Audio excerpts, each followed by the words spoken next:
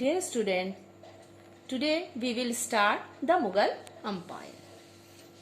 Students, as we have studied in the previous chapter, Delhi Sultans.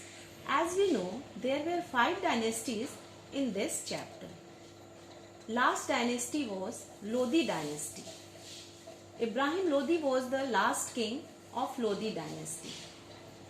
His uncle Daulat Khan Lodi, due to the disaffections with Ibrahim Lodi, Daulat and Rana Sanga, the Mewar ruler, invited Babur to defeat Ibrahim Lodi. Now we will see about the Babur. Who was Babur?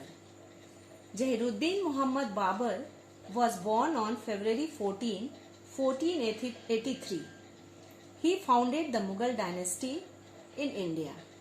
He conquered India for the Mughal.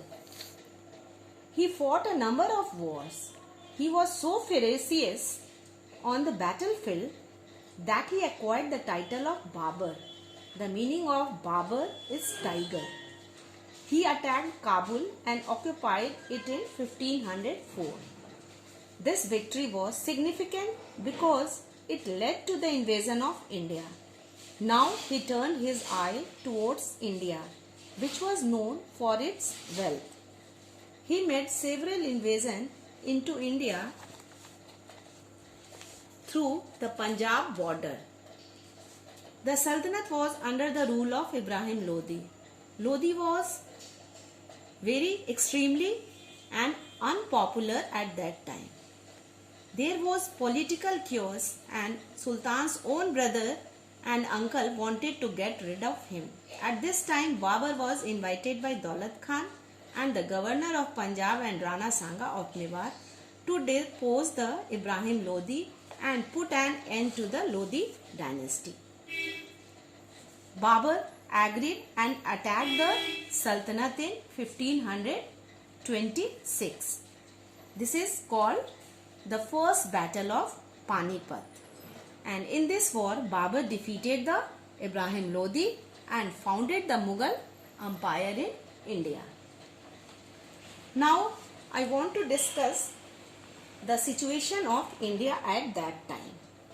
India being such a large subcontinent with a large diversity of people or culture, it was very difficult for any ruler or king to spread all over the subcontinent, but the Mughals spread their kingdom almost across the whole of the subcontinent in their very early phase of rule between 1526 to 1707.